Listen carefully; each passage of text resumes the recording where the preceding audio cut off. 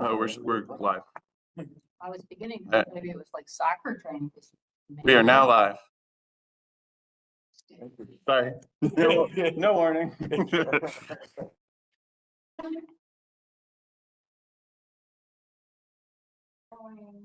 Real quick, can y'all hear when Lauren is talking? Mic check, ABC.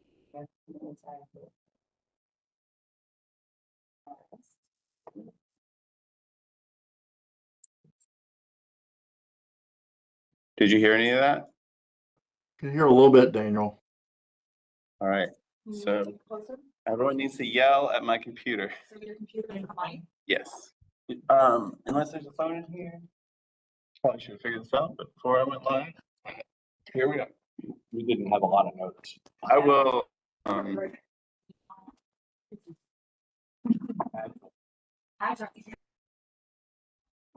This will be fun. All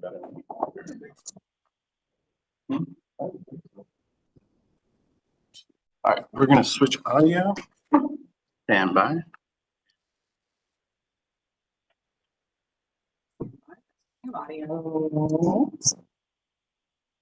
That's sounding better. She moved closer.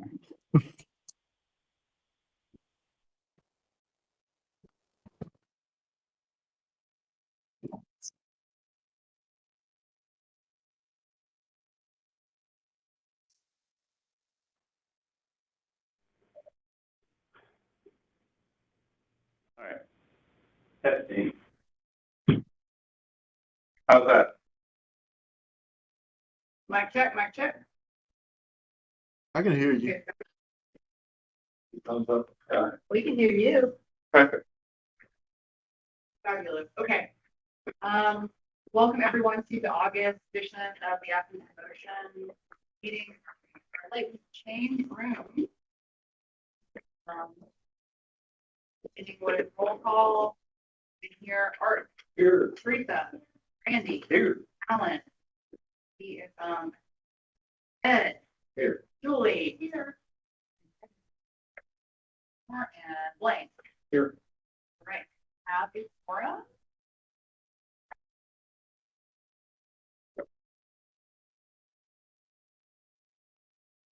And we'll go ahead and do look at our agenda for today.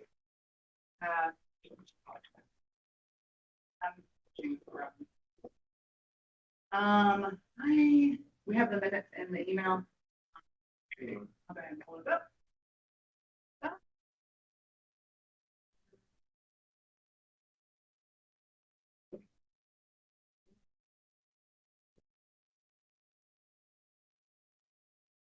Well, our last meeting. Here we go. We need talk about what fraud, tree line, highway, and GDOT. Looking for a T-swap gap. Drive. Okay, thank you. We talked about Vincent Drive, received a presentation there, and we will continue that conversation and do a vote today. And revision status update. T-swap and received status update. Any additions or corrections to our minutes from July? That I will entertain a motion to approve our minutes. I move that we accept the minutes. Randy, second by Teresa, all those in favor? Thank you, everybody. Moving on to our agenda, we are pretty packed today. I think that we're schedule. We have Ashley here from Arcadis who will give us a presentation on Cherokee Road and Cherokee Road starter pack project when the Athens in Motion plan first release. We will not be making a vote today. That will happen in September, but I think our discussion around Cherokee will also deal with money. Will also frame our discussion on Vincent Drive, which we need to take a vote on today. So that is the bulk of our meeting for the next hour or so. We'll come back to this letter we should write for regarding what tree line. highway, you got safety improvement. We have a little update on our plans for the next piece class. You will receive staff update. So any modifications to our agenda? Okay, I'll entertain a motion to approve our agenda. First from Art, Second. second from Randy, all in favor? Aye. The agenda is approved. Let's get. Yes, we have Arcadis here. Scott, are you ready? Yeah, Ronnie Katrib is actually on, and he and I had spoken earlier today, and I think he's actually going to give the presentation. I'm just here to answer any of the engineering and cost questions as needed. So I think he's ready to go.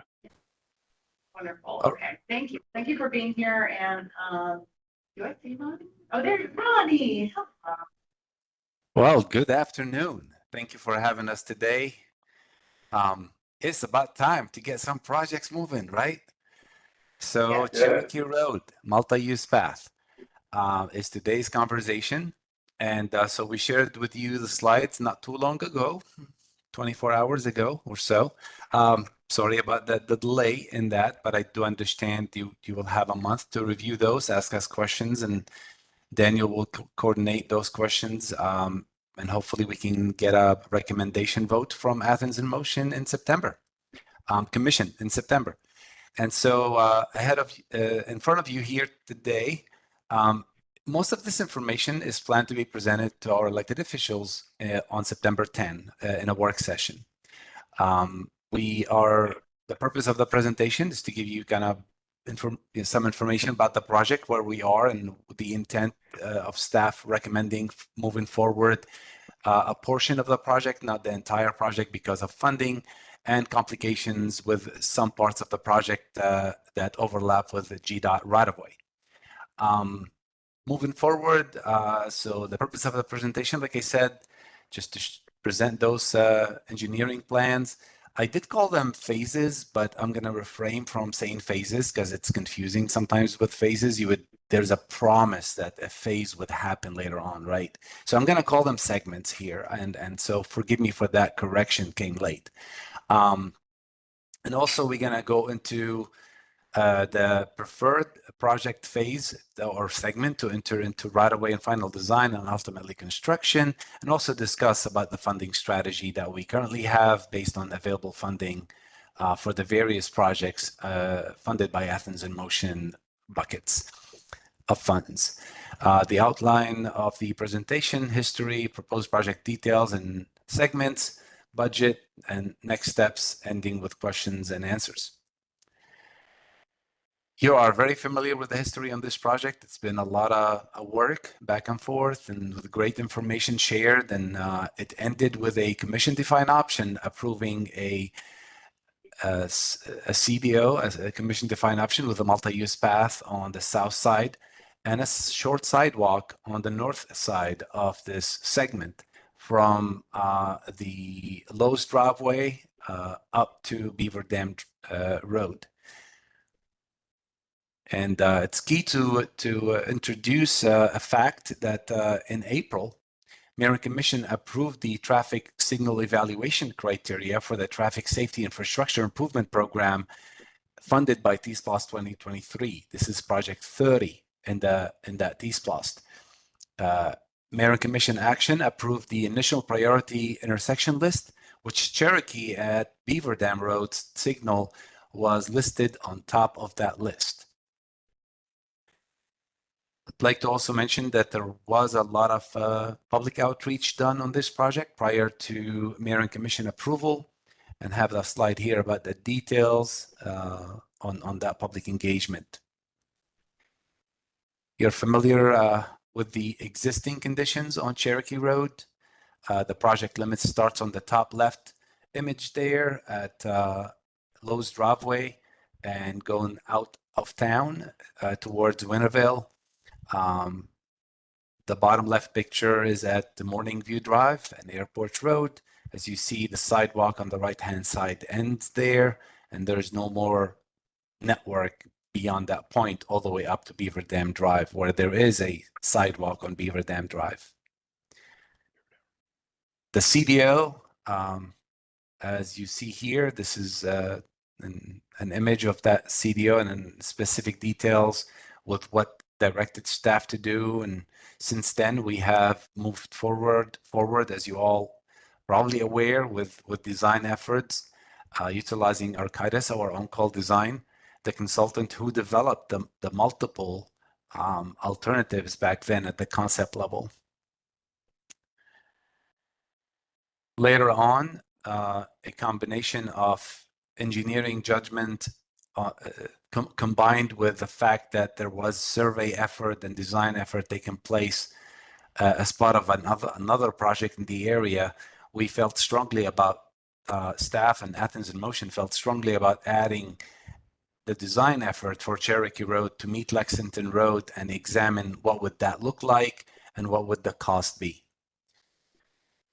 The typical sections are presented here in the next slide. Sorry, I jumped ahead.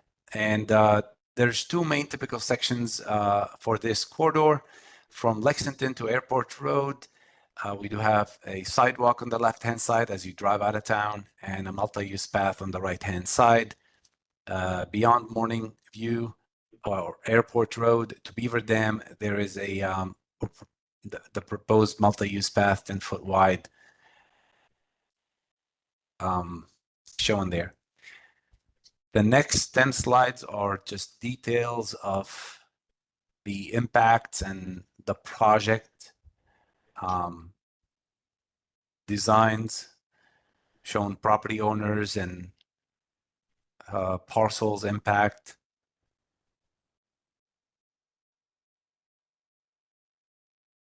If you have any questions on those, we can answer. I would say, today we could answer, or in the future meeting as well, or via email if you review those and you have something you'd like to discuss.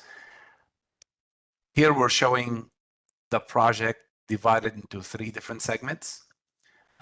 First, I would say I'd like to share that the total cost for this project is estimated a little bit short of $5.5 million.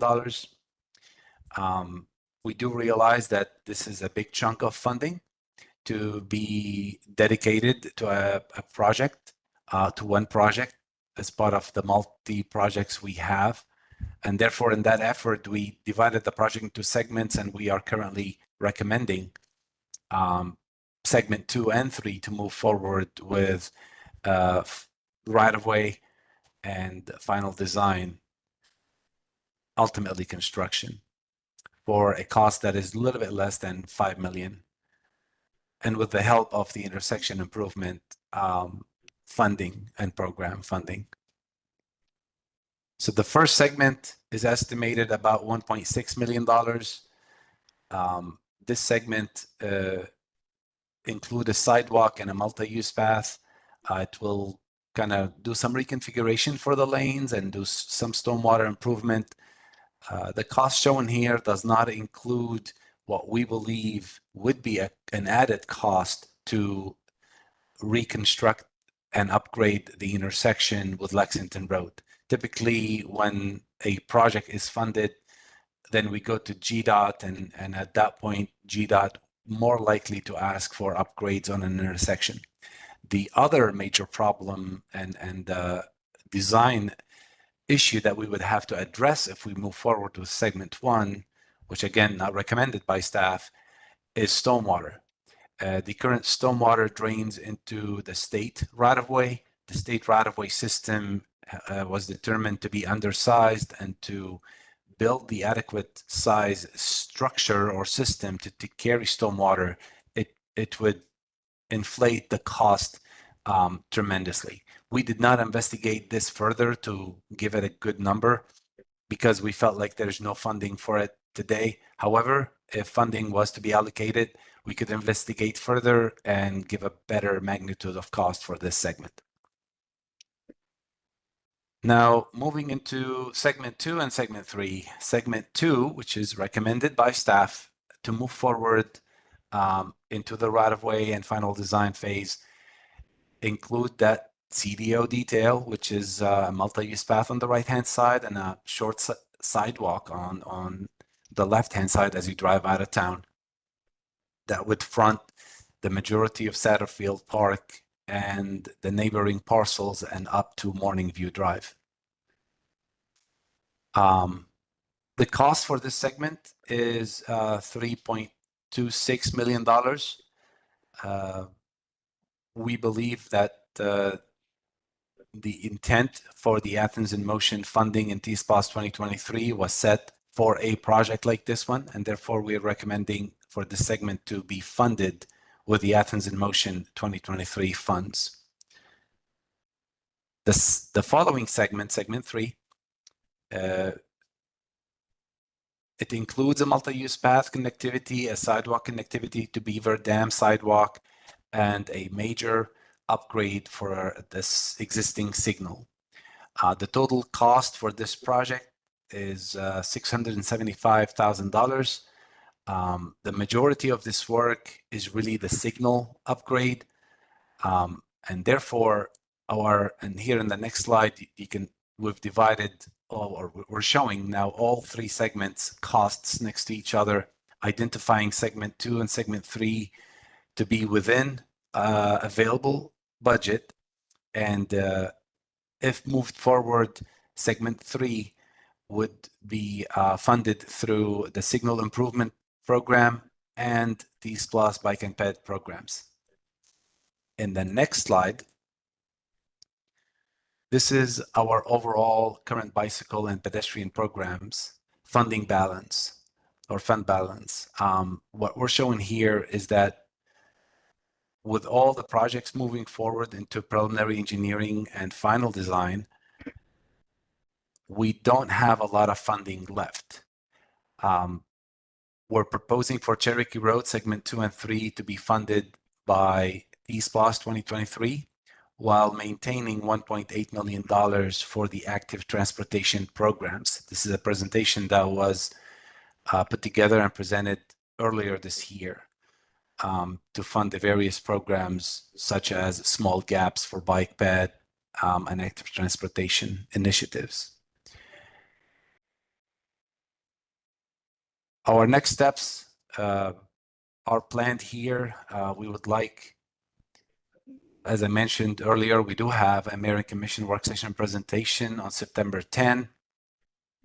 We are coordinating currently with the TAT committee, and we're scheduled to attend their September 12th meeting.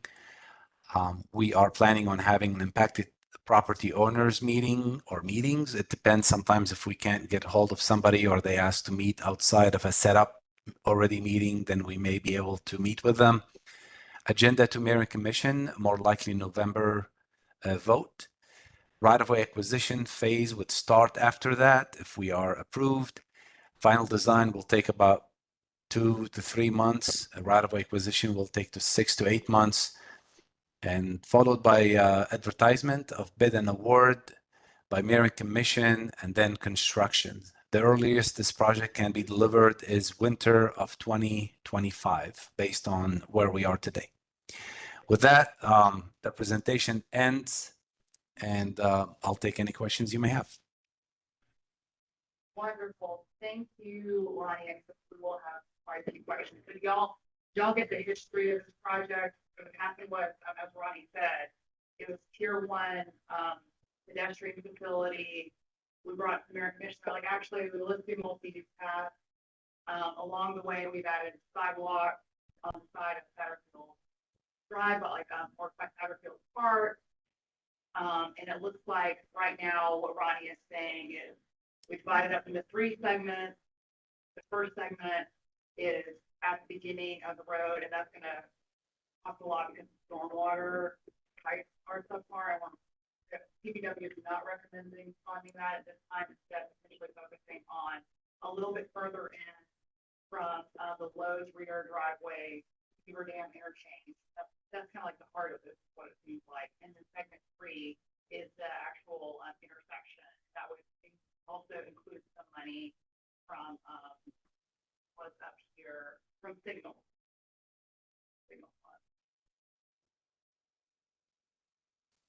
Yeah, from Signal Improvement Program. Yeah. And if we choose to do segments 2 and 3, Ronnie, that would take care of the rest of our DPLOS 2023 budget, but we still have all these other things taken care of, so that everything else is funded. But it would take out the rest. That is currently, Did I summarize that right, Ronnie? Yes, you're correct. Are you saying that this would use up the balance of our DPLOS 2023? Yeah, and I wanted to talk a bit more about that, but I was going to jump in for a few minutes and talk about overall budget considerations and kind of for y'all to think about prioritizing this limited bucket. But I do want to give you a chance to ask Ronnie, specific project questions first, and then I'm happy to dive into the budget. So one question I have is, I understand the budget limitations about segment 1 and the stormwater concerns, but now with the Lexington multi-use path, does this just create a new gap that's going to be a pain for us? We have to worry about that, or are there any alternatives that could be done to link those two help sufficient funds to the town? So the gap, and Ronnie, feel free to, or Daniel, feel free to shove me out of the way. I think the gap would be for bike facilities, right? So there is now, this would allow for full pedestrian facilities along the entirety of Cherokee connecting to Lexington.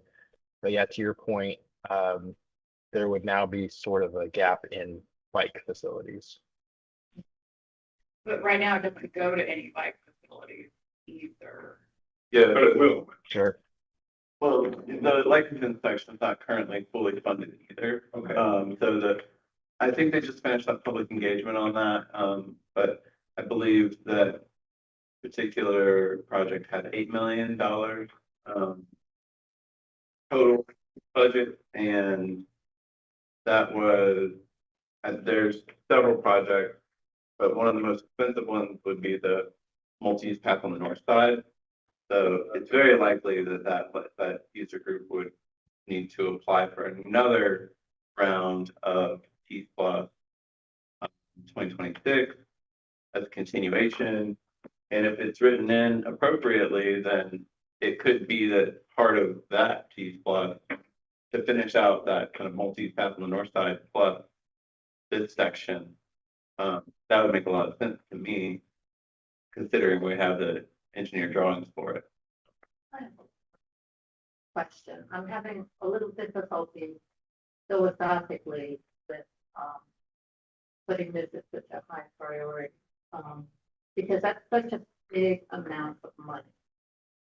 And, it's a great project, and, I know the people that live around there will really benefit from it, but why would we not take that money and make sure that we could get Lexington Road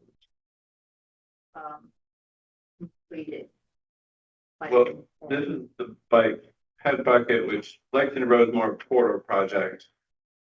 Technically, you could supplement. I mean, we've done that with $250,000.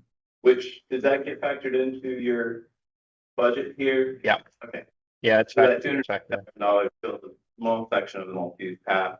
But I think that that's probably in the realm of $10 million for that particular project. I can't remember off the top of my head. Lexington Road? Yeah.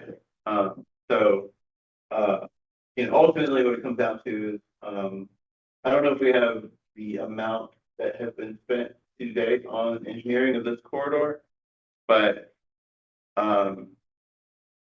we've been tasked by Mayor and Commission to develop preliminary engineering drawings and without a funding source. So do we have a number on how much engineering that cost, or is that just kind of not? Yeah, I can pull that up. And I think too, from an overall safety standpoint, I mean, right now that stretch of Cherokee, it gets a lot of pedestrian traffic. But I come down that way at least, 4 or 5 times a week. And there are people walking on the edge of the drainage ditch or right on the edge of the road. And because it is a straight stretch of road, people are doing at least 50, 55 miles an hour. I think it's pretty important that, and these funds were originally allocated for the project in this bucket of funds.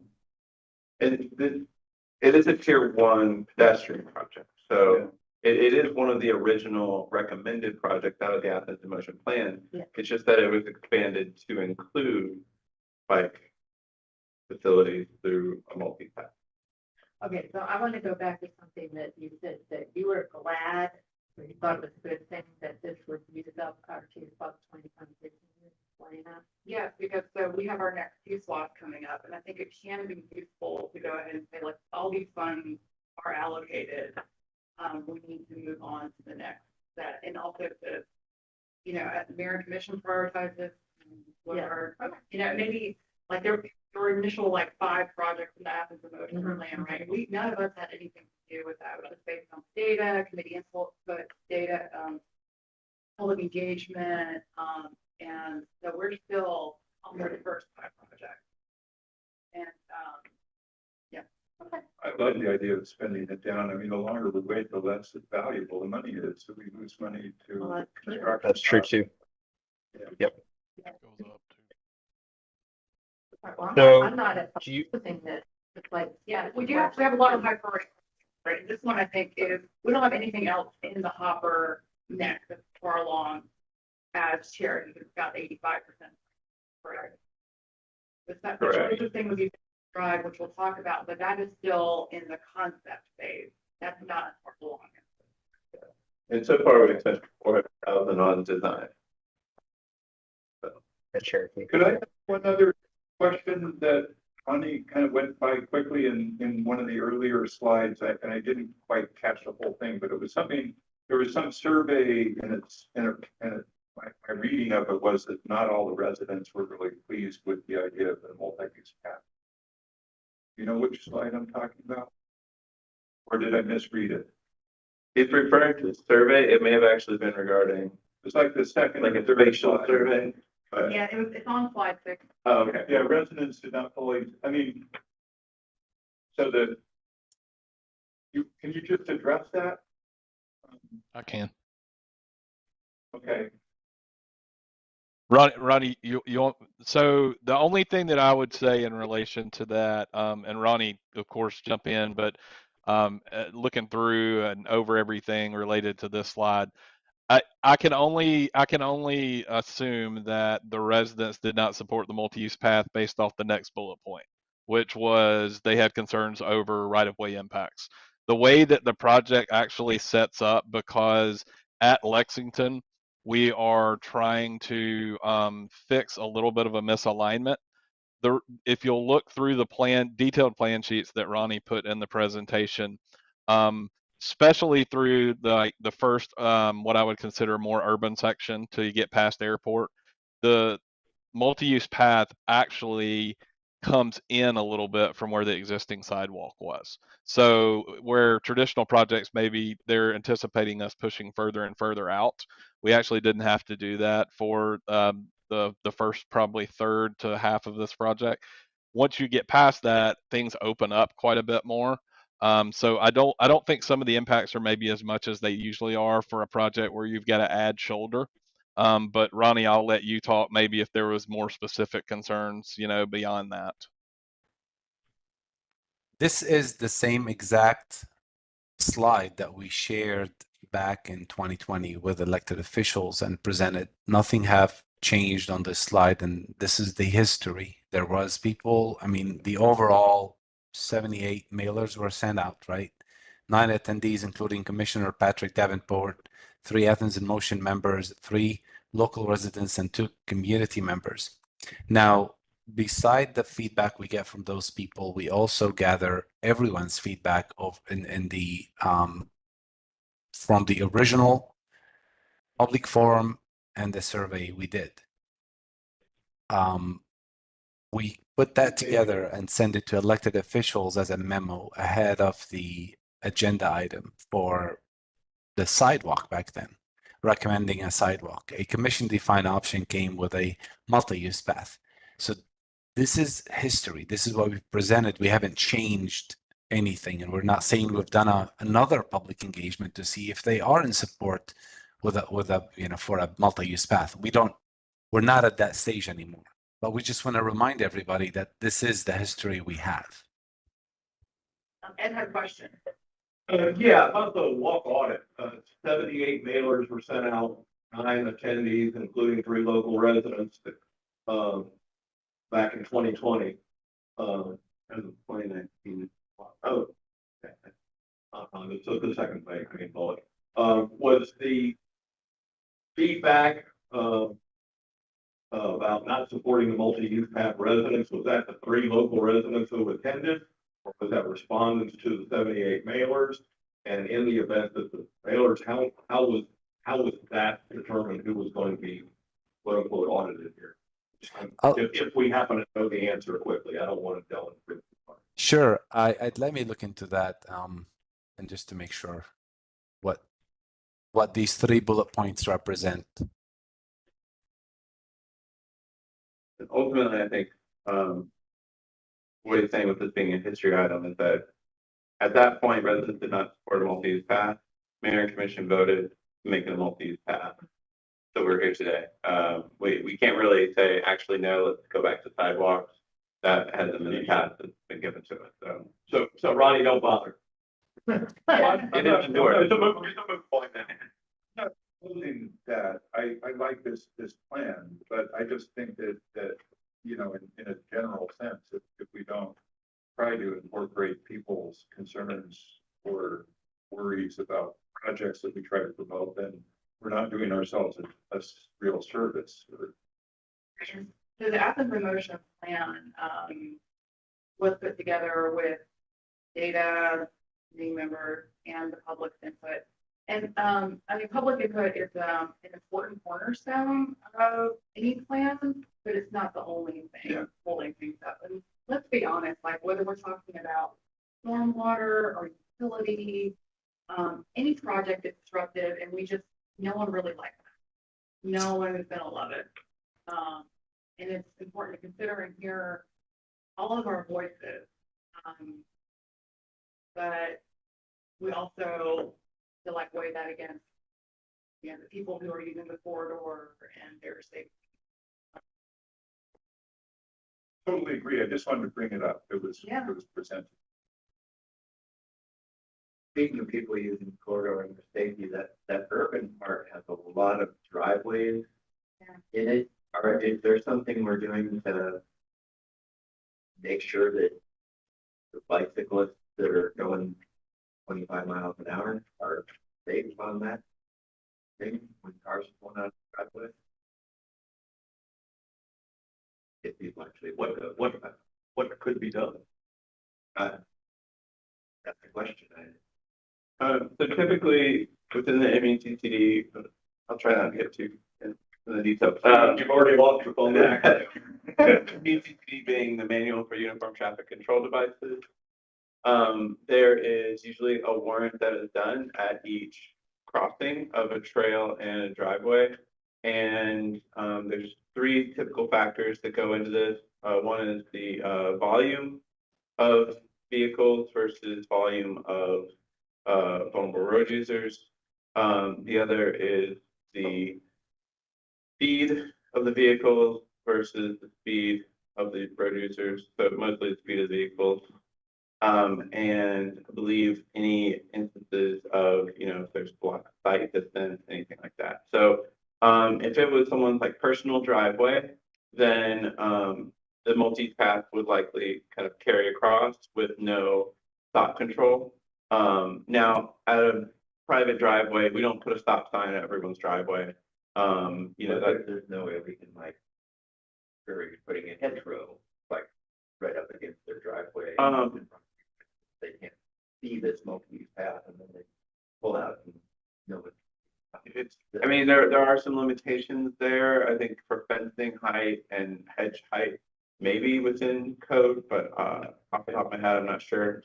Now, if it was more of like, for instance, a park drive, if it's measured and it's deemed that like more people are coming out of the park than are on the path, then in that instance, you would have stop signs for the trail users.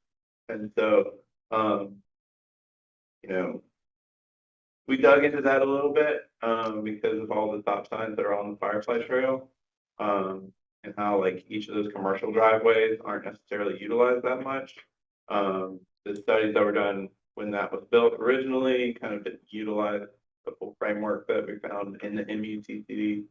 But, one of the things that they do on the trail, the Firefly Trail, is paved pavement or colored pavement, kind of as it approaches the stop sign, just to signalize, as you enter into that red paved area with the bollard, you're naturally going to slow down just because it's bringing it down to a checkpoint, and there's that color to kind of give you that sense. So I'm not saying that this will include colored concrete, because I don't know that that's written into the scope, but that's an example of what you can do at those higher volume crossings. You used the word bollard. That vertical steel post in the middle of a trail or to stop vehicles from driving on it. Thanks for asking. And I'm just driving the corridor here. Yeah, it's along the front. Yeah. Yeah, there's nothing. I don't, Are you recall sure? any hedgerow currently a problem with the flat grass yard. Yeah, it's a challenge, right? Because Cherokee has traditionally been a rural road that has become suburban. And, we know what happens when you put a lot of driveways on a road, you end up with a road. And then that's always difficult to work with in terms of like engineering and about safety here. But yeah. What other questions do y'all have? Driving corridor. It's not really a corridor. It's a corridor. I mean, it's not one of our critical.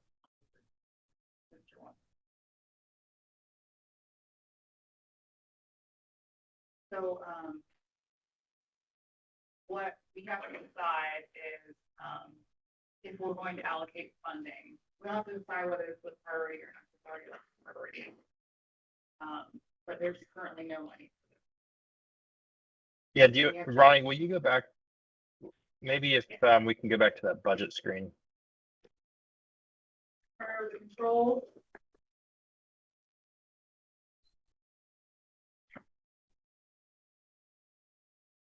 Yeah, we're not thinking about it today on this. Ronnie, do you have that you can pull back up? Oh, The budget, the Cherokee, the kind of the overall budget screen. There you go. yeah, Yeah, so I think it's worth having this conversation, especially as we dive into Vincent Drive next. So this is an updated version of what I shared kind of last week. Maybe it's a little bit easier to read, or last month, not last week. So these are all the updated costs of all the different AIM projects. Each of them has increased over time. And someone already mentioned this earlier. I think it's good to just reiterate these costs. $1 today is not worth $1 tomorrow, right? So these costs just keep going up. So right now, the way it looks is we'll be able to finish Riverbend, Jefferson, Barber. Those three projects, plus this proposal to do segments 2 and 3 of Cherokee, and that pretty much eats up most of the money that we've got between SPLOST 2011, T-SPLOST 2018, and T-SPLOST 2023. Now, we currently have it set aside so that there's still $1.8 million for what we're calling those active transportation projects. It's what we shared with Mayor and Commission last fall. That was kind of quick response, smaller projects. That's bike lane and sidewalk gaps, ADA improvements, kind of pilot build stuff. That's money that can still be spent toward those things. And we're really just waiting for our consultant to come back with a prioritized list of what those gaps are, where those gaps are, how much they would cost to fill, and similar for where there's some kind of low-hanging accessibility improvements that we can do for ADA compliance. So that's that plus the money that's written right here for Cherokee is pretty much it.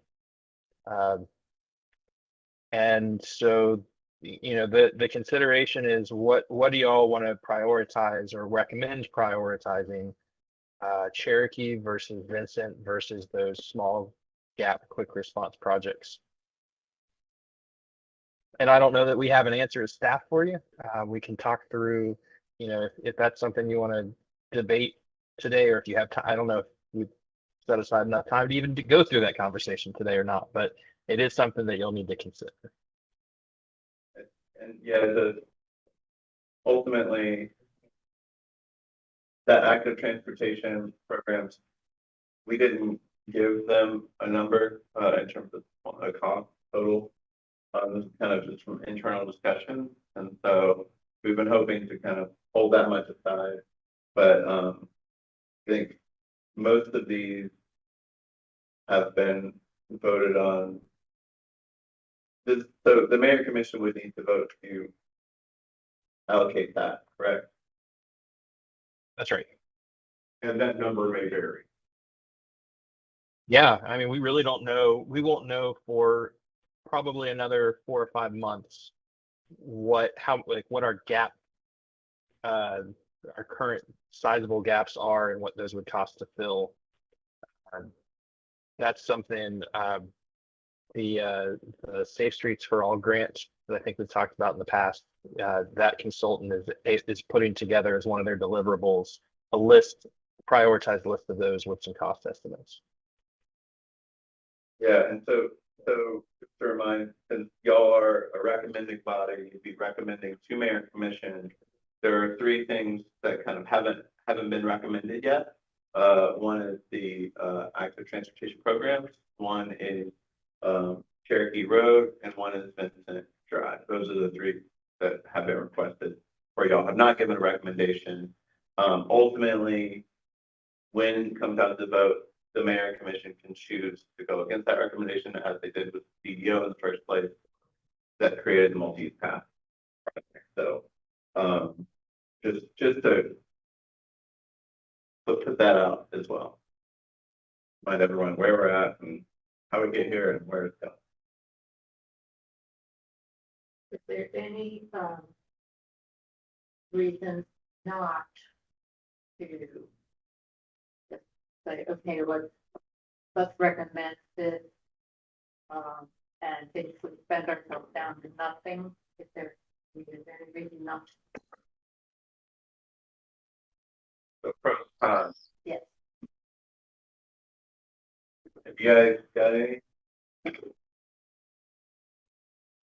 Doesn't it slow the progress on the Vincent and Sorry? doesn't it slow the progress on the moving forward with Vincent and the sidewalk? Yeah. Maybe not. I mean, they still been on that page. So somebody could submit a project. We could decide to include it, or potentially maybe we fund it if we get if there's another tier 1 bucket of AIM funds. People revisit that. Because they're going to fund some portion. There's some money flow from part of it. We're about halfway into that. It's just there's not enough to do the whole drive. It's I mean, another reason not to would be if you wanted to keep money in the account for other future potential projects. Well, I've been thinking a lot about this drive. That was a community project that they put forward. It was a while ago, wasn't it? 2018? yes. So real quick before we go, this might be a good time to segue into Vincent Drive if we have time for that. Do we have any other questions that Scott? I'm sorry, Architas, I apologize. Arcadis. It is- Arcadis, you're close. That counts. Okay, good. Okay, just want to make sure I'm getting it right. Okay, that if there's anything else related to Cherokee that Scott may need to. Yeah. And we weren't going to vote on that, right? We can certainly come back to an email or have them back. But Just one thing, clarification. I think that it's clear, but I just want to make sure that this active transportation programs that would not be funded if we were to recommend funding for currently bookmarked here, but it's not approved by mayor and commission, so any of this could change. So we're not taking that away. This is showing that we've left 1.8 million in active transportation. Okay. I think originally it was a little bit more, and we've been kind of chipping away at that. Okay, I was under the impression. Yeah, sorry to give you the word. Yeah, it's not encumbered, but for our purposes. we kind of do that. Okay, it's correct. Okay, we'll move on from Cherokee. I don't know if we can keep this up for a while, or if Ronnie needs to go. Okay, thank you, Scott, for coming by. Hanging out. Sure, absolutely. Only thing I would probably mention on my way out is the slides. I was noticing the slides that Ronnie put together for the plans themselves. Those plans come in a little bit foggy, but Daniel and Ronnie both have those plans if anybody ever needed to see it in more detail. Great. Thank you.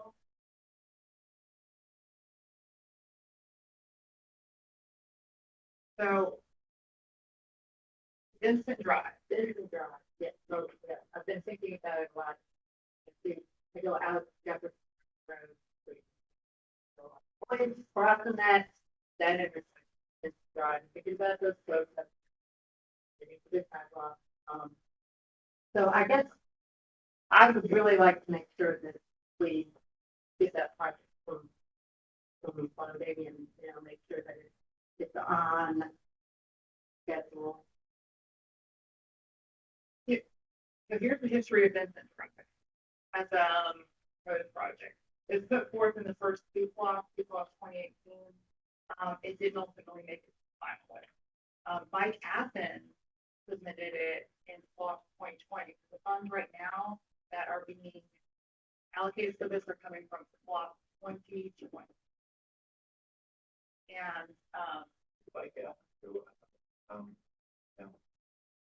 And I believe it was Bike Athens. Pretty sure that's right. Yeah. It was. Yeah. That is not. Tommy was Beach Haven. They put Beach Haven in the last round. I think maybe just.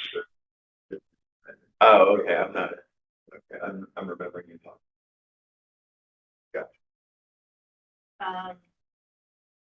Total length, put a little one pager. I don't have the. Have something better. Pull that up.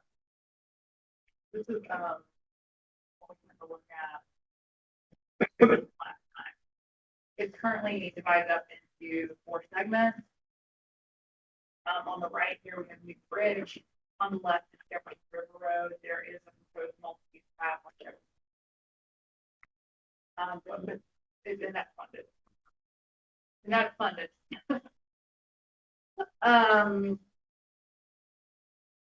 And then the north side is tier 1, or actually not even side. Vincent is tier 1 for pedestrian facilities, tier 2 for bike facilities. It is in the plan, but we did not submit it. It's obviously the lost one. So basically, their fault. The money for this project is falling short to do a complete section.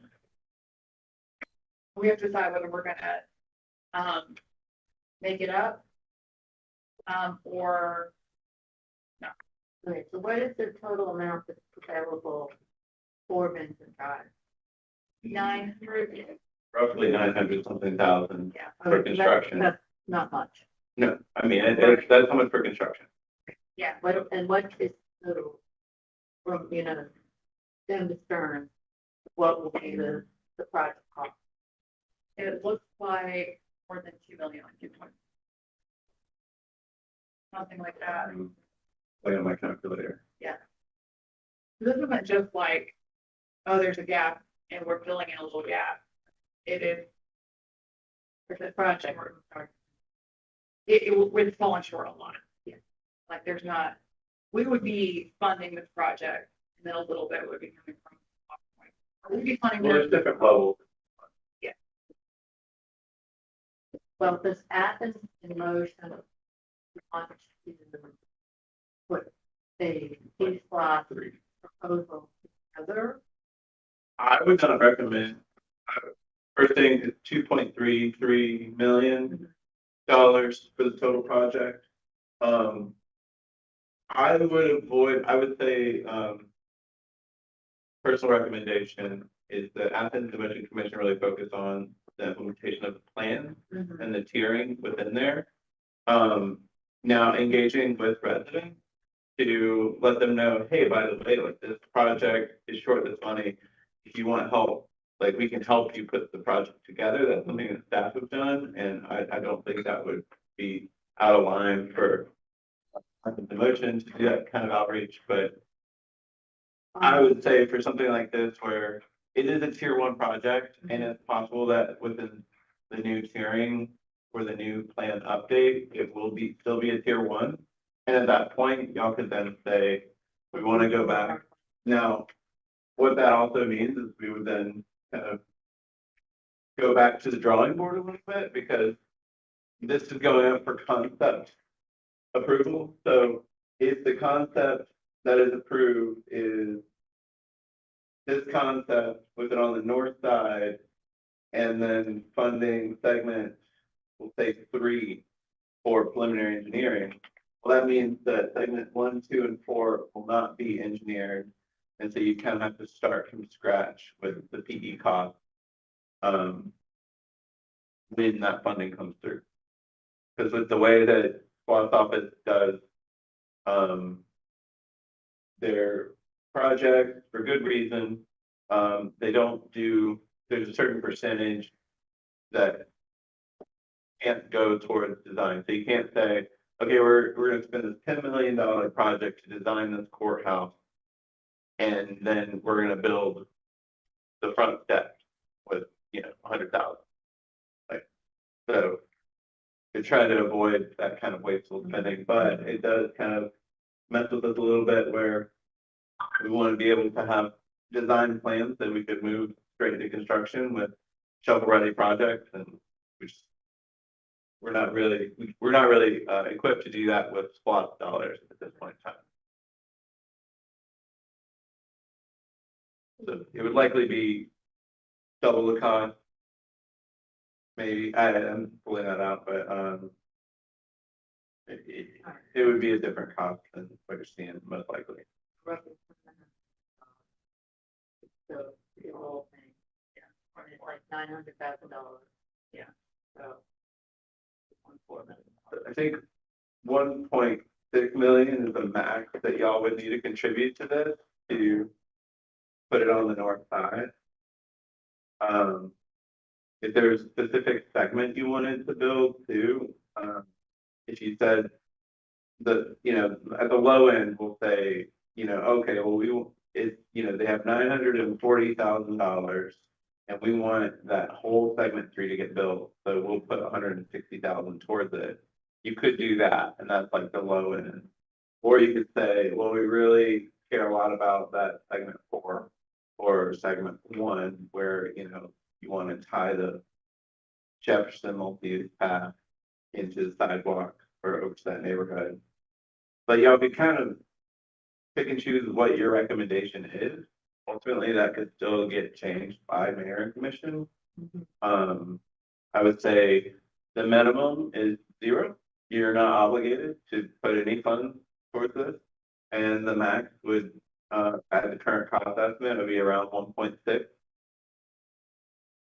So still comes out less than Cherokee in terms of those two side by side. But as mentioned previously, Cherokee Road leaves not really any extra flexibility unless you wanted to dip into that 1.8, which, you know, the goal there was that we have the money ready to go as soon as we get that prioritized list of projects out of the GAP program. So say we get that next spring, then we could say, all right, we're going to start putting these gaps in.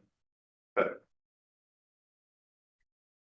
carefully laid plans don't always the best you want. So it's a tricky situation. So in other words, if we recommend next month to fund the segments 2 and 3 for Cherokee and maintain the 1.8 million in the gap, then this gets 0. Yeah, And, For now. and the only option to get money from us to supplement is to take it from Cherokee or dip into that gap. yeah, that's our limitation. We're one potential source, there could be others. And it- Another, just to say, another thing to think about is, for now, this is all our funds, but since this is still in concept phase and not quite sure when funding is going to be needed for construction, there's also the potential of this gets funded through, you know, a big bucket in 2026. There you go. Steven, do you think the swap office would accept that type of recommendation of Athens in Motion would like to obligate $2026? So that they start to sign of. You know, we could talk to, if it helps them guide them in their thoughts for design. We can let them know that it's something we'd talk about at that point, but I don't think we can obligate those funds because they haven't even been proposed or approved. I mean, like, if there were a vote, it could be, if there is a bucket of money for Athens in Motion Tier 1 project in the T12 2026. I mean, I don't know if that, it doesn't really hold any water, but it shows an intention.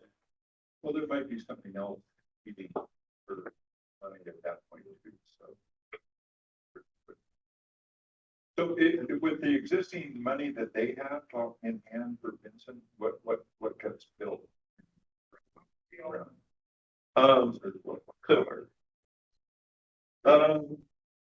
You could do red and blue, or you could do red and yellow, or blue and yellow, So it's not established. or part of teal, or not, it's not teal, or cyan, part of cyan.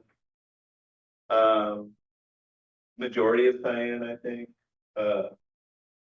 Ultimately, this has not gone to public engagement yet, and like the question that we're gonna be asking with that is, which of these sections is most important, or would you be most likely to use? And I feel like the answer is gonna generally be whichever one is adjacent to where they live and the direction that they would prefer to go. So, like, if I lived in the orange area and I planned on going to the Dollar General on my bike, or, you know, walking more often than the park, then I would probably prioritize, you know, the red and the blue, just because I know that I could get through neighborhood street to get out to the blue section. But, you know, I wanna, yeah. I wanna start this talk.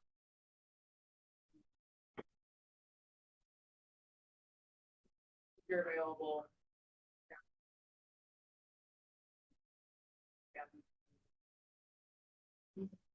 Can you hear us, Scott? I can hear you. I didn't hear the question. I was curious as to your thoughts on this project, because like I'm the one that submitted it after it did not make it on 2018. Submitted it to Wash 2020. I mean, if I recall correctly, we submitted this project because we were asked to by commissioners in that district. They wanted this. You know, access to Holland Youth Sports Complex is a big priority for me. So that end of the street would be my priority, but it's hard. There's never enough money for this stuff.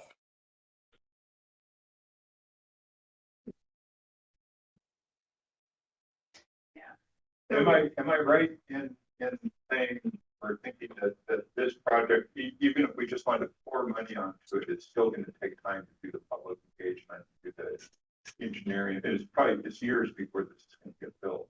That's correct. It sounds like Cherokee is more shovel ready. That is right. But in terms of preserving today's dollar, that to me seems like a better spent. Agree. Unfortunately. Better project. So what can we do? As a commission to, so that we feel we're just gonna go ahead and steer further along. What can we do as a commission to make sure that this gets prioritized in the future, you know, so that it can have a shovel ready? Well, I mean, it's already a priority. So it's a lost project. It has to get done. Okay. It has to get done at some point, you know, whether it doesn't have to, basically we're passing the buck. But it does have to be built, some portion of it. And I think the language is usually pretty broad, where it doesn't say like, I don't think that the project, the Vincent Drive shall have a sidewalk on the north side from Riverbend Road to New Bridge, or anything like some kind of facilities along this way. But something has to be done, and it's not all our responsibility. It is tier one, it can't come again. What if we were to propose something like, okay, since we, right now, we have a little bit of money, but forgive this expression, split the baby and do segment one and segment two. And then come up with a way back the middle. This, the question here, I think, if we're saying do segment one and segment four, we're saying like that comes out of our budget. How do we get that both the hours each fund? I'm gonna switch my audio real quick to the cell phone, see if that online. All right. Rather.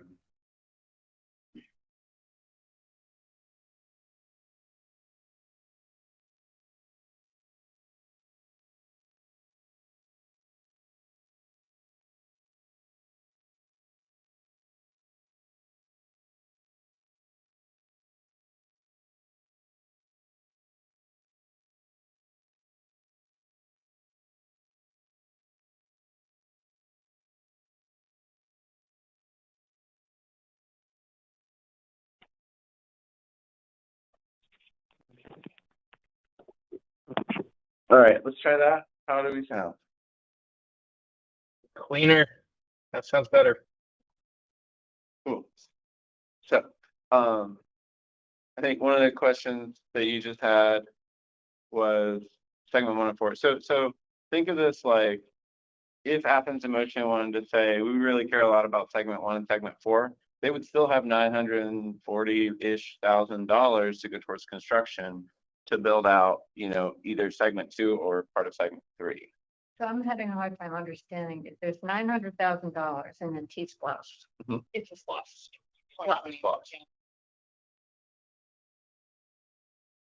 Do we have to like tell mayor and commission we think that would be a good thing for them to approve? Spending?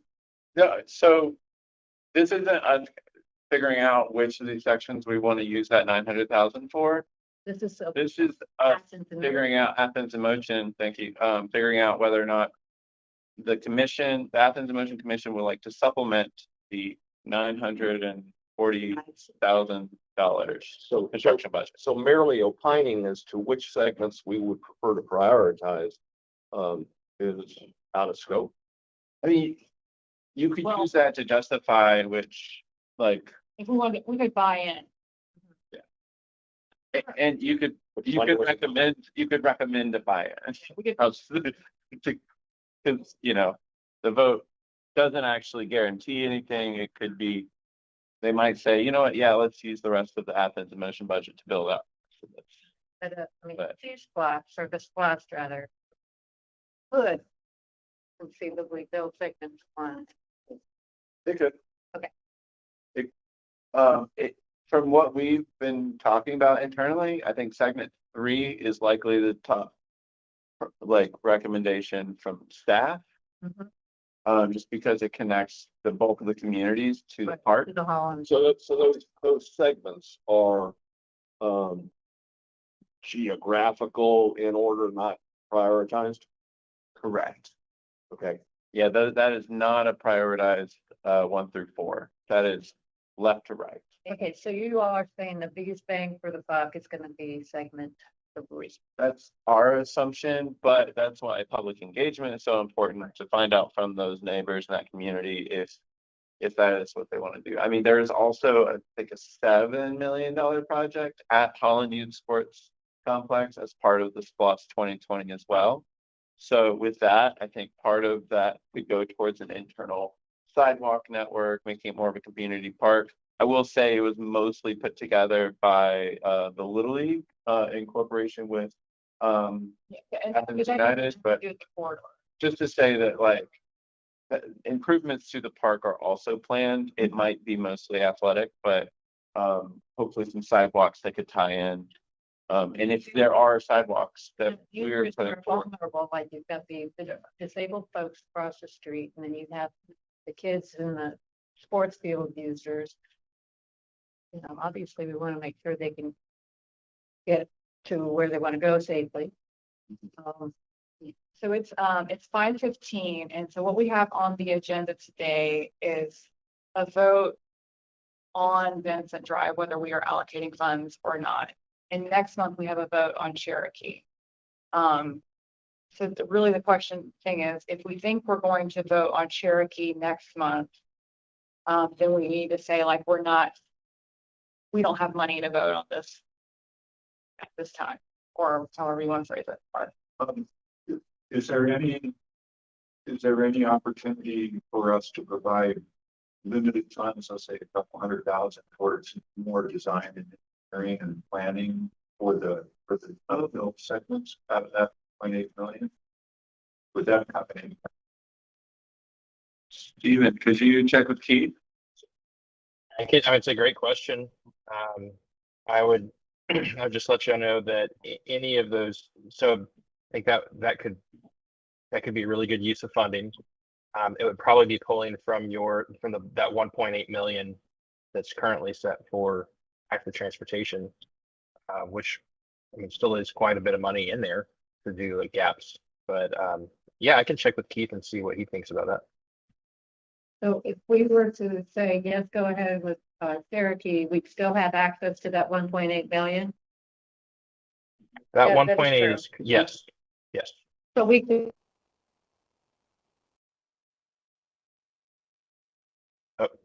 Just lost audio.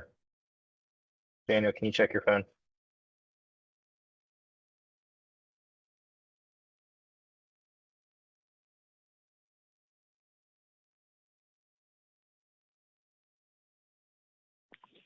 Okay. There, We're back. there you go. Okay, sorry, Teresa. Okay, so I was just saying, that, okay, if we go ahead and say yes to Cherokee, we still have access to the 1.8 million. That we could say, let's apply this to whatever portion of Vincent, needs some love. Correct. Okay, so we do keep some doors open. I do want to point out that 1.8 million is supposed to help us with some quick wins so we can actually check some things off. Sidewalk gaps and Yeah. sidewalks. Okay, so we don't want to take that away. Right. So maybe. Okay, so maybe it sounds to me like there's a desire to leave some kind of door open, even if we're not funding construction today. So we could frame our motion in that we're not going to fund construction right now due to prior obligations. We're interested in seeing, if the asterisk can be, we're interested in seeing if there's another way we can support depending on what money is available or left over in the end. Out of that project's pool. What would it roughly cost to do the design for Vincent? If we fund the design part of it? I don't know. We don't have that here. I think ultimately what we're hearing is y'all have more questions and we can bring those questions regardless of the vote, from y'all, we can bring that back to the next meeting with hopefully some answers. So what I'm hearing in terms of the question is, number one, is it okay if, like, could Athens in Motion recommend the use of Athens in Motion dollars just to go towards design only on the rest of, the cost? And what is that cost? Okay, could we make a motion that we, So, well, okay, something I do want to point out, this is good, this is a good gesture. However, what they really need to know is like, do they have construction money?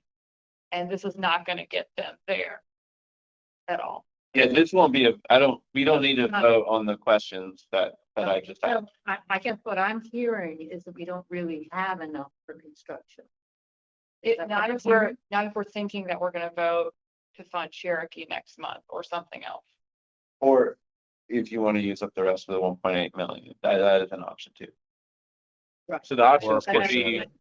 We've already agreed that we want to do some of those easy, visible wins, and I think we should do that. Priority for. Yeah. our group. okay, so that seems to be consensus. You don't want to dig into the 1.8. Right. So then it does come down to, depending on how much it is, whether or not y'all would want to supplement or even whether or not you could, we'll have to find out from Keith or Splosh, supplement that project, with the design. Because it wouldn't necessarily impact the percentages that project itself. Either way, that project has 940-ish. I wish I remembered because it's around 940,000, I think. Either way, that project has that much in construction. And so whatever they end up designing will be for that construction. Now, within the Athens in Motion budget, Even though it's hand raised. yeah, go ahead. No, I was just gonna say, I also don't think it's unfair for you to ask, like, why don't they come back and ask you that same question once they've done their public engagement? And then they know what the prioritized segments are, and truly, then you'll know exactly how much they need to get those done. I don't make a motion that we ask for something to be made. Do we need to vote on that? That's gonna happen anyway. Okay, I think, I don't so think the you have to motion vote on would it. be, if you wanted to vote on something, which I don't think you need to, it could be that you want to hold off on making a determination until after. That's what I think planning commission would probably do. Yeah, there'd be no vote, it would just be we're not. Table. Yeah. let's To see. to vote to table and bring it back with public input results. Didn't they needed to know whether we were going to support money or not? Depends on how they schedule their public input and mayor and commission work session / voting sessions. If they're all happening at the same exact time, there's not gonna be a lot of time, but and that's where I do think a vote would be helpful, that showed that we wanted to table to get those results. They may have to change their schedule. Stephen, do you have that schedule in front of you? I don't. So I'm not sure when they were planning, but Was the original intent of the agenda item a thumbs up or thumbs down on us giving money to it? it was And more of fully a, underwriting it, it was like how much, if at all. if at all? Well, do we have like an amount that we could suggest? I mean, I feel a lot more comfortable with more information. right. It seems like a very nebulous project. Yeah. How much? Well, I don't think it's nebulous, like they know how much it's gonna cost, they divide it up into segments, because they realize, okay, there's not enough money, so we need some prioritization. Can we get some money from Athens in Motion, is there's like making this into a phased segmented approach with that? Encourage us to help fund any of this. That's really what it amounts to. I mean, in public engagement, again, it's one piece of the puzzle, it's not everything. This is still a high priority project. Us not funding it today doesn't mean that it doesn't come up again. It's going to come up again. Well, And it's gotta be built somehow. and I would have no objection to, forming the motion along the lines of, while the Athens and Motion Commission, wishes to, strongly wishes to support the Vincent Drive project. We feel that we need to have more information regarding prioritization and the public input. I like that. You could also table just to hold off until y'all are voting on Cherokee next week, or with the two questions that we asked about, can you pay for design? Like that could also be the reason for tabling. Yeah, okay, I think I want to be careful about not putting something in the motion that kind of paints us into a corner or something yeah. like that. So maybe, I think maybe it's just Keeping it simple enough broad. to table, vote to table. So I'll make the motion that we table this for now until we I have. would more second information. that. So we have a motion to table Vincent Drive vote. Teresa, second from Ed. Any further discussion? Okay, all those in favor? Aye. Any opposed, same sign? Okay. Thank you all. This was, I really appreciate the conversation and the questions about these two projects. As we get towards the end of our budget and we're gearing up for our next PFOS request. A little over time, but I think we're doing well. I think it's really stuff. The next two, these are smaller items, but we do. Wait, I don't know.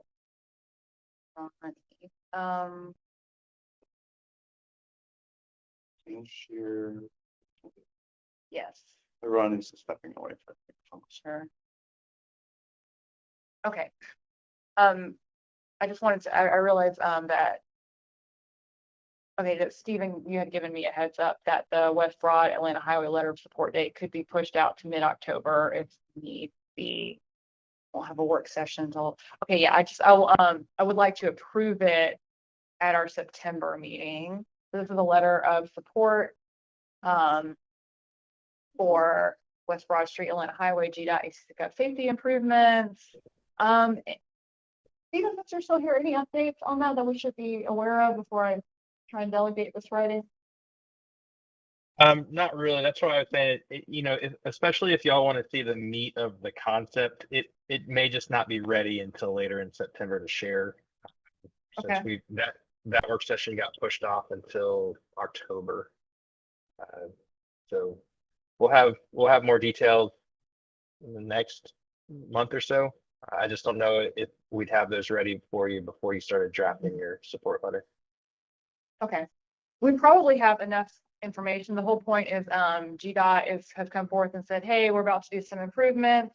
Would you guys, ACC, be willing to put forth some money that would help make it cost effective? Or not, there's another term for it, the cost ratio, the numbers.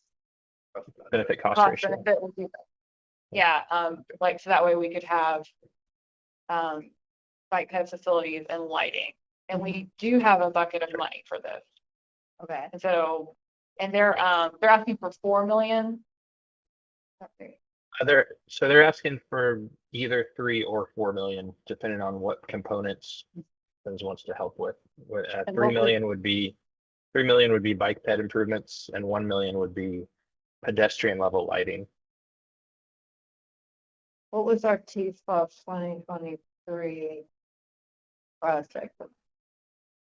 Yeah, so that's the Atlanta Highway. We got that money. What? Yeah, so we got, yeah. Okay. So really, what I'm looking for is there someone or a group of people who'd be willing to draft this up? I'll help. Okay, so Teresa, thank you. You're gonna spearhead. That's great because you also wrote the project and everything. Is there anyone who'd be willing to look at a letter that Teresa wrote besides? Okay, thank you. Second path, and y'all can share it with us whenever you're ready. It doesn't have to be super complicated. Just include, we submit the project. Everyone's dying on this road. So, I mean, yeah. I'd like to share. Oh, sorry. I'd like to share that. I'd like to share that GDOT provided a sketch. This is Ronnie. GDOT provided a sketch of the layout on Atlanta Highway, so it's not even a concept level. But if that's the only thing they'll provide us by, in about 2 or 3 weeks from today, Can you then share we can that, send that Tony? with you. Yes, Yeah, that'd we'll be great. share that with you at that I need point. a visual so I can, make a decent description. Great. Well, thank y'all for that. I'm so excited about this potential partnership opportunity. Oh, man. It's so great. I'm like, I think we did a really good job a couple of years ago submitting this as a T-SPOS project, and then the committee approving that and Mayor and Commission keeping it on there. That was the whole point. Yeah. I know Alan's like, am I gonna get to bike from home in the next 20 years? I know.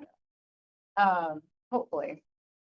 All right, the next thing, I just wanted to give an update from the T-SPOS 2026 ad hoc committee meeting that Randy and Daniel and I were in. The short version is we have good discussion. We don't have a list of projects to present to y'all. I'd like to have one next month. So what I would like to do is set a time for that ad hoc committee to meet, so as many of y'all can be there as possible, so we can have a robust discussion, because that's the room where it happens. That's potentially like the next 10, 15 years of what we want Athens to look like in 10 or 15 years. It's like a really, really important committee meeting. And if the T-SPOS committee and Mayor Commission don't fund it, we'll just try to get in 5 years, and that's just it'll just be 15 years from now, but it's still a really important meeting. So I'm wondering if we can get something on the calendar, if you guys can pull that up. If we can do this really quickly, but maybe we can't. Oh, that's Beechwood. Yeah, well, I can't wait for that one. Well, Google Maps says it, or Apple Maps says it's there.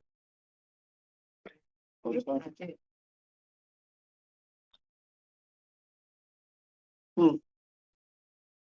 we do, so our next full commission meeting is September 24th in 4 weeks. So could we do, I guess, Daniel, can you pull up your calendar? I don't know if you have Katie's calendar if you want to have her do this, but can we look at maybe a Wednesday? What about, I'm just gonna throw out some dates. Wednesday, September 11th.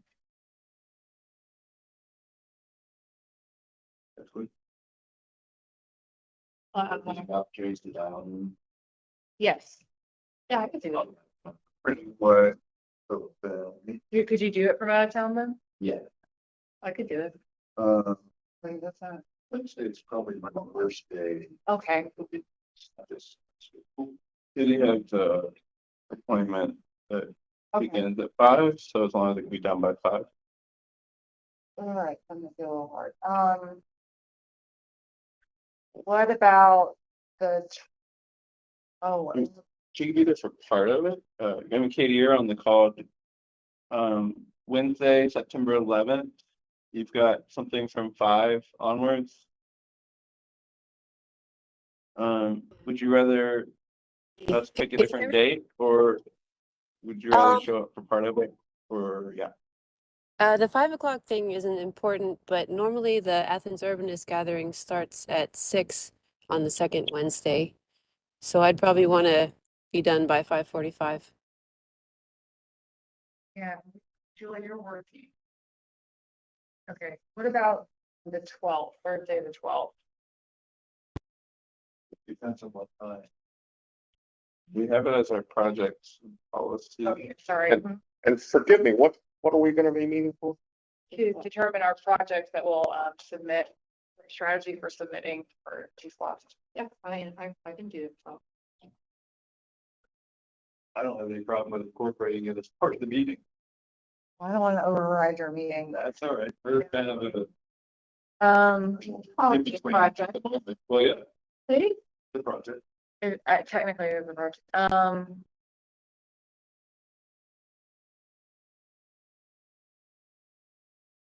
You know, 4 to 6. Who can do Thursday, the 12th? Please raise your hand. You can't do. It's a 4 a.m. Okay. You do it more in this, a little bit.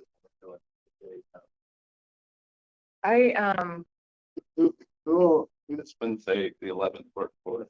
Or who can't do I can't do the 11. 11th? Okay. Yeah, because I mean, this would be a long and long discussion. I can't really do anything after 5. Even if we did like, if we did 4 to 6, then people can come and go. And we'll have whiteboards and markers. What about Tuesday, the 10th, right? That's actually doable. Not that it's all up, but we'll be able to go on Tuesday at first. Tuesday seems so good.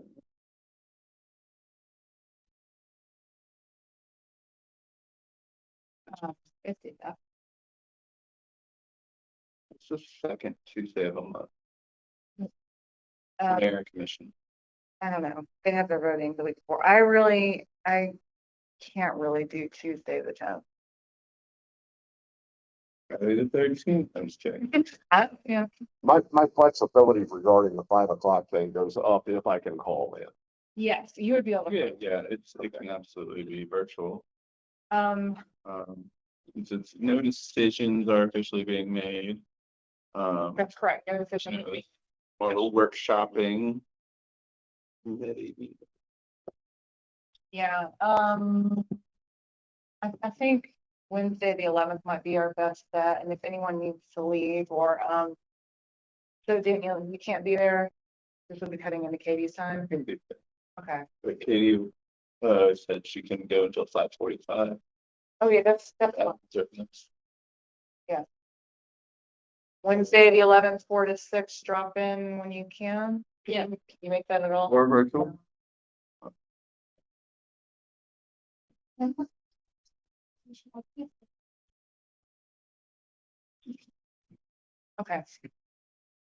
But send us, for anyone who can't make it, please like send us your thoughts and I will read them into the unofficial record. So we can all hear them. Okay, Wednesday, September 11th, 4 to 6 p.m. Chief Sloss ad hoc. Thank you. And I sent y'all some notes from our last meeting just so you could get a sense for like the where the conversation was going. And some strategies we had. It isn't just about what projects, it's like how are we going to put this forward. We have to keep in mind like plan revision is coming up. Also, this committee that reviews the project isn't going to have any idea who we are, what we're doing, or how the stuff works. Or we can assume that they're just regular people trying to do the best they can. Yeah. And if anyone has questions about T-SPOT, people who have been or on T-SPOT committees, can you raise your hand? Alan, okay, Randy. So you're welcome to ask these folks. I have a question. Has the citizens advisory group been selected yet? Any word on that? I am absolutely. For conversation, I think that commissioners know. Okay, I Yes. should have asked her that. Okay, well, I have written to my commissioner and I have left a voicemail for my commissioner. Crickets, crickets, crickets. Thumbs up if I point to a early bird gets the worms, right? I mean, I'm not gonna fight you over it now. All right. Okay, thank you, everyone. We're a little bit behind, but that's okay. I'm gonna go ahead and turn this over to Todd for our staff updates for an outlet. So Todd, are you still there? I am. Nice. Now we get to the fun part of the thing. Yay. It's pretty short. Hold on, and I will share my screen. Your outlet commissioner. Find that wall, find that table. Yeah, yeah. I discourage using that one. You're gonna hit your head. Okay. You're wearing a shirt. Back in. Don't look. Sure. It's not very chair-like, is it? Perfectly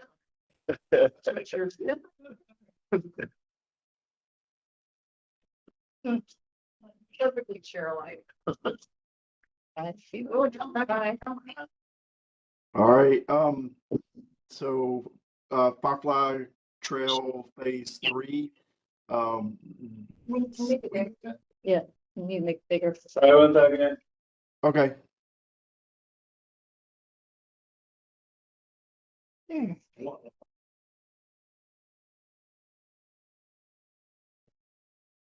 What?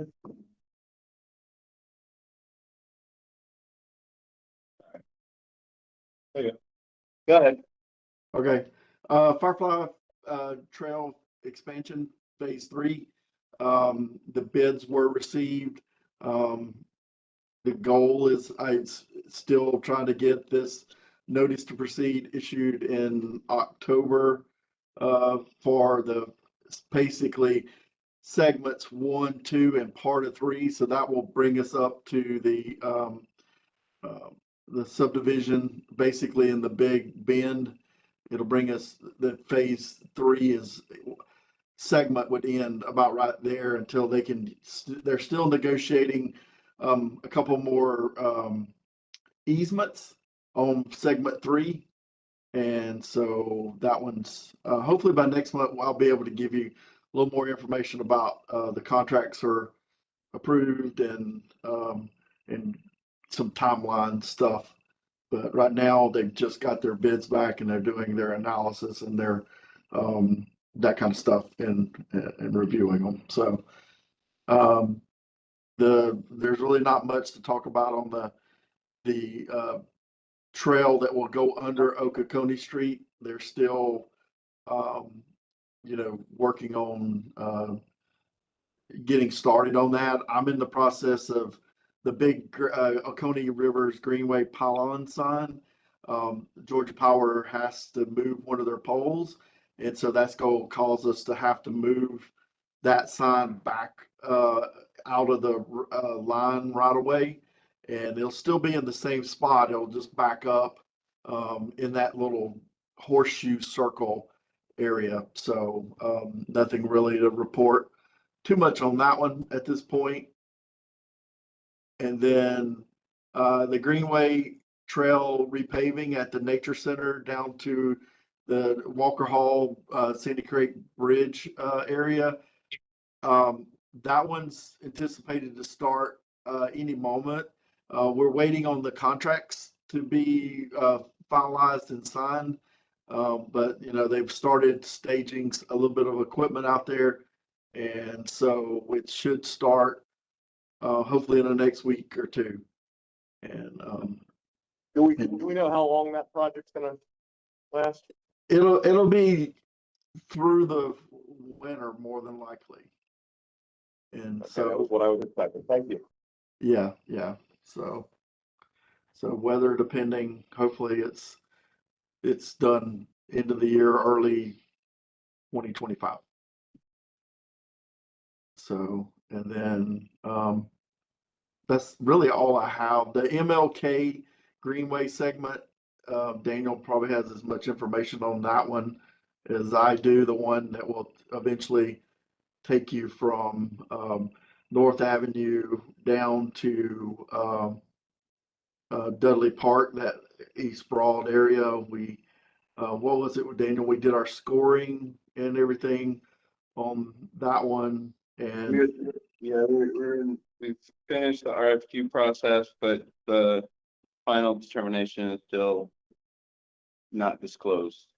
So, yeah, for a consultant, so. and that's the majority of it. So, all right, I'll stop sharing. Thank you. Staff updates. Katie and Daniel, anything of note besides everything? Feel like we covered it. Katie, do you want to do your update?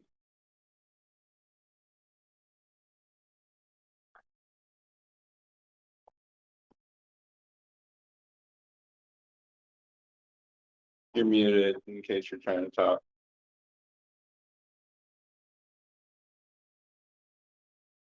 She might have stepped away. Oh, there she is. Can't hear you if you're talking.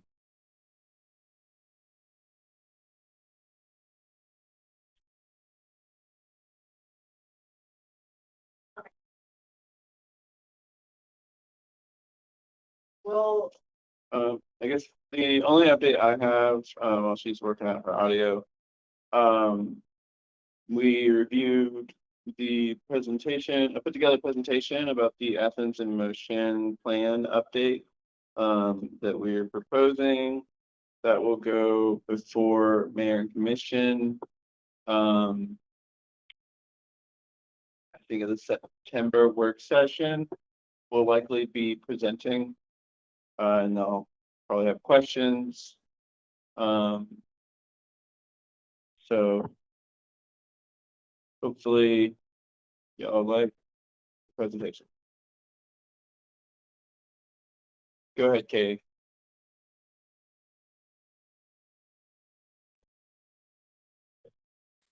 Hi, I didn't prepare an update, but I guess we have some grant updates for Safe Streets for All and Reconnecting Communities.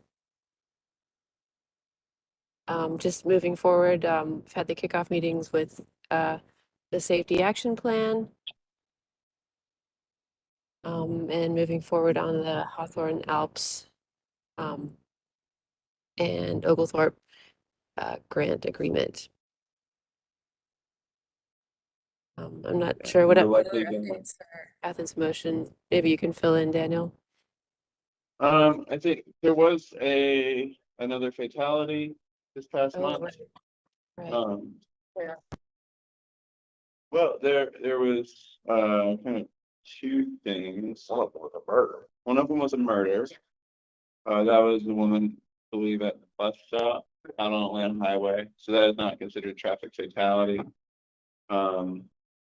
The other one was an unborn child, our second of the year.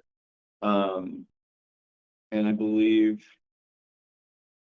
I don't, off the top of my head, I can't remember the location, but it was vehicular as well. I think rear-ended a truck, and the mother did and lost the baby.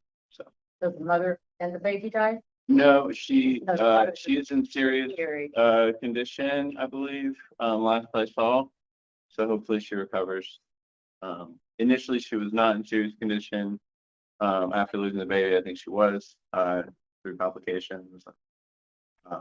We don't get all those details. We usually just get updated if something turns into a fatality. So I have not received a follow-up fatality email. Well, I mean, technically, and forgive me, everyone.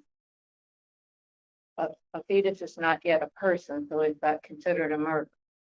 Well, it's traffic fatality, so it is. The murder was for hitting the woman. Right, the murder is different. Yeah, that one's different, but I mean, I'm talking about if pregnant, a fetus. No one implied that that's No. the murder. Okay, no, I'm sorry, I She didn't even say murder. Well, I did, I Yeah. misspoke. What I'm just saying is that the lost pregnancy, would that count as a fatality? it is being counted by police as a traffic fatality. Okay. So a pregnant woman you get charged with two murders. Really? Yes. I mean, I don't know what the That's her. legal implications of this are. So I mean, it's a tragedy no matter No, what. no matter what.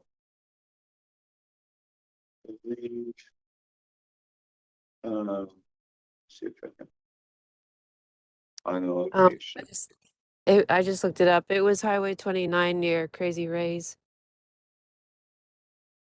Near where? Crazy Rays.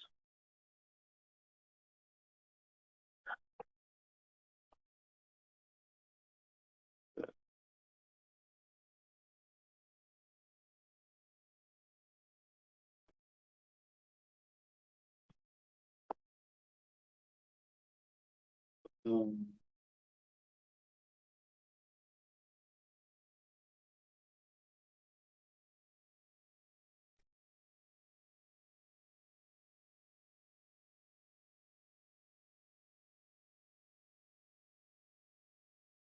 There you go.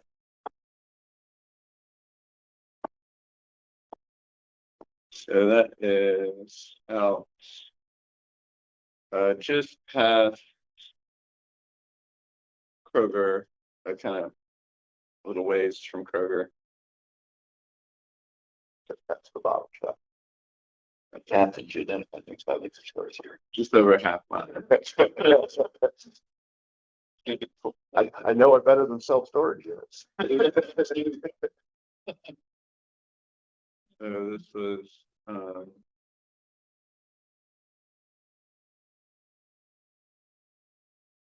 So the victim was hit from behind. She hit someone. She hit some, oh, good. Yeah, that's a, And she lost her face. right. I think this is a non-issue in terms of us. Yeah. um, so, yeah, it's, there's usually a lull in traffic fatalities in the summertime, so, I'm hoping that it doesn't pick back up too much, but in fall usually sees a growth there as well. So, No causal connections. a lot of extra people on the road. A lot of people in town. Any other staff updates?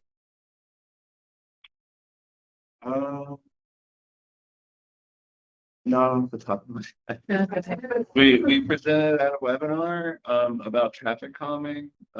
Presented with it was Georgia Bikes webinar. So I think that'll be publicly available if y'all are interested. It was I presented as well as some representatives from a couple groups in Macon and also Savannah. And we're talking about our various traffic management policies and how we can reduce speed on roads. And it was a really interesting conversation. Recommend it. I always see any speaking for the corridor committees, I think that. Lexington Road, the T-Splosh 2018 to the sidewalk, south side. Plans are complete. Let's see. Hope to have the bidding awarded next summer, construction July of 2025, completion April of 2026. And then on the T-Splosh 2023 side, over the north side, they had their public engagement. 12 people showed up.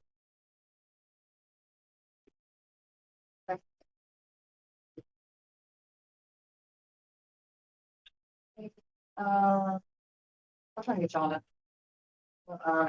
Daniel and Katie are also there, like a month ago. Because I had this. We'll get it for. Education communications, you guys have cabling out with Davis? Yes, I like that. It's huge. Or you get away a lot of that. That's fun. We have to do that a bunch of that. That's fine. We gave that a bunch of little wheel lights and stuff. Yeah, so, yeah, definitely up for doing that again. Yeah. I have a question. Are we scheduled to have a discussion about the website at any point, or have we not scheduled that? Okay. All right, I'll make sure it's not. We are not gonna have a. Okay. You know, there's a lot going on. Honestly, I don't think there's too much. Right, so you have to talk about the website. Yeah. And that's gonna take some time. Yeah, I think we might take that. Right, so I'll let you coordinate. Awesome. Thank you. Policy project. We did not meet last month. Actually, this one. And then you had talked to Transit with it about the bike racks, and they were pretty excited. Yeah. So, hopefully some movement going forward there. We would have a meeting scheduled for the 12th. Continue on the bike racks. I'd really like to see what we can do about maybe revisiting if there's a law not parking the bike lanes, because that seems to be going up considerably lately. I had one guy here. I did. So I got 2 pictures. Yeah, something about with that. I got to report the guy. If there's an 800 number report. About leaving the trash cans in the bike lane all week long. You can call non-emergency police, if they're there for a while. Because that is blocking the travel lane. Okay. So I believe. Well, what's interesting, it was a 35-degree angle blocking tire bike. I don't know how in the world they parked like that without the car. The other guy I can kind of see Where? on the handcuff. Going about halfway up. Okay, briefly, can we give an update of that, doesn't have to be today, but, on the bike lane ordinances? On that one in particular? Blocking the. Update, nothing today has been done. We don't have any current plans to do any updates until we kind of come back to reset more capacity. Is there anything on trash cans and bike lanes? Yes. You can't do that. Those things are already, for the most part, those things are already illegal. I think private placement. A lot of ways tells you not to put them in the street. Yeah, that is you can submit that to code enforcement. And they will come out and write a violation. So If someone's blocking a bike lane. All on. I believe, yeah, that's what I would do. That's what I've done. Non-emergency police, they should respond to it. If someone is blocking sidewalks or a bike lane with, say, like either a trash can or leaf and litter, like what's it called? The leaf and limb pickup. That's also not okay. You can't pile that on top of the sidewalk. I've seen that.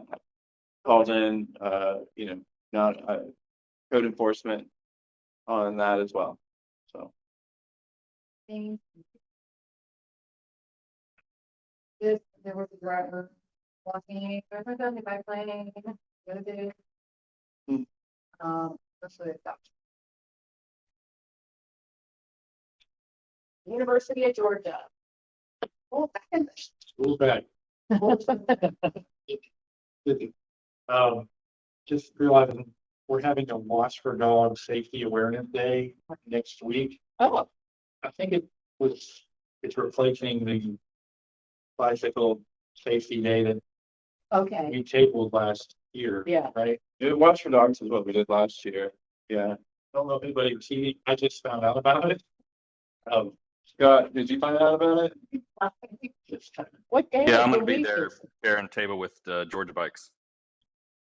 Thursday, September 5th.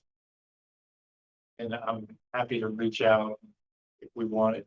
Yeah, I can't do it. That's the motion. Yeah, it's from 10 a.m. to 1 p.m. I'm 10 to 1, I could probably.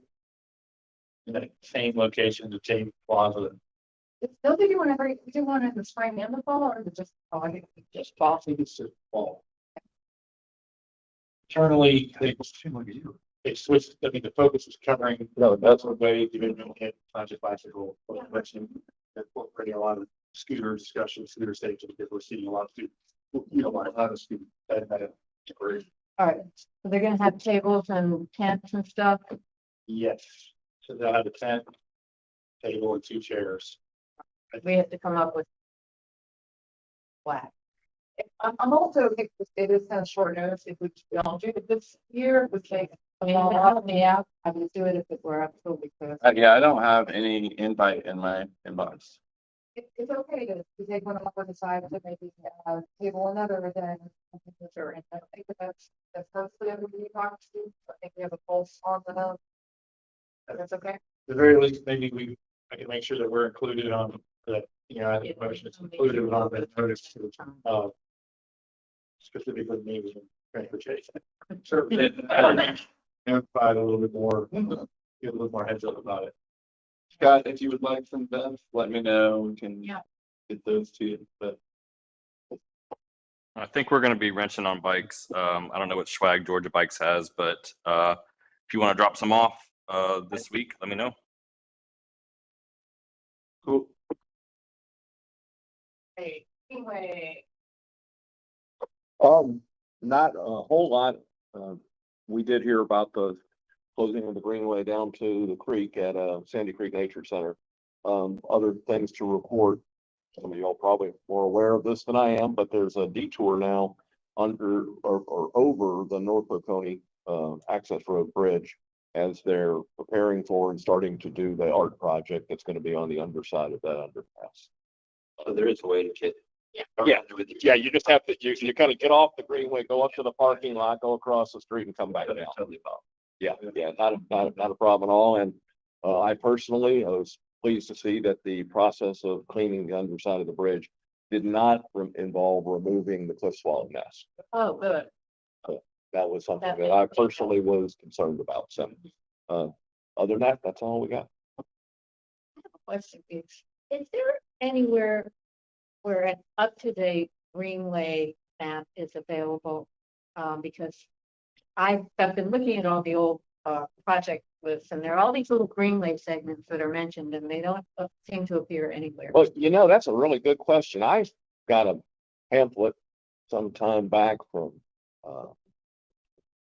Alex, but that was prior to the opening of the Carr Creek extension.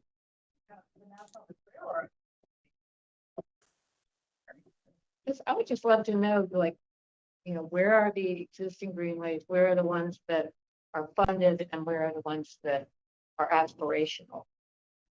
It'd be nice to have something. I think they beginning of. Have you ran into a guy from California riding, and he's like, "Where's have you looked at the ORGC sizing? ORGC? Here's trails and open space. Yeah. That.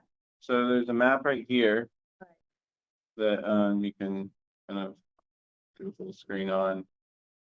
Let's see. It does appear to have the Carr's Creek intersection.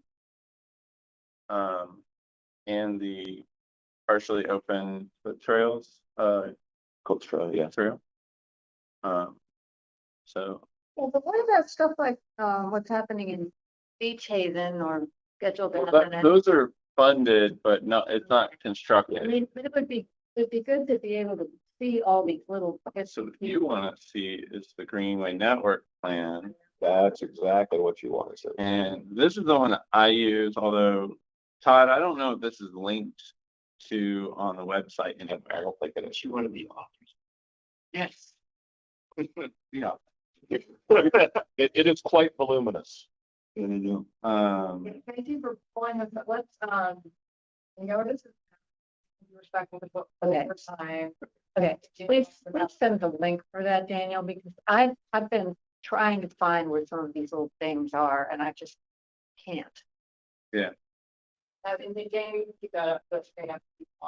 Any updates to /2023 Ellen? They presented the projects on Mexican Highway to us this past week. And they met the descriptions in the T-Splosh, so I sent forward. And Mayor Mission talked about them on Tuesday. Any other updates from the, what you guys, think you want to show it? Scott, do you have a joyride? There's a joyride this Friday, 6 p.m. Hey, back to school joyride, learn how to bike in traffic. Yes. Be fair to hydrate. Okay. All right, with that, I will entertain a motion to adjourn the meeting. Second. All Following Teresa's lead all day, so. I'd be careful with that.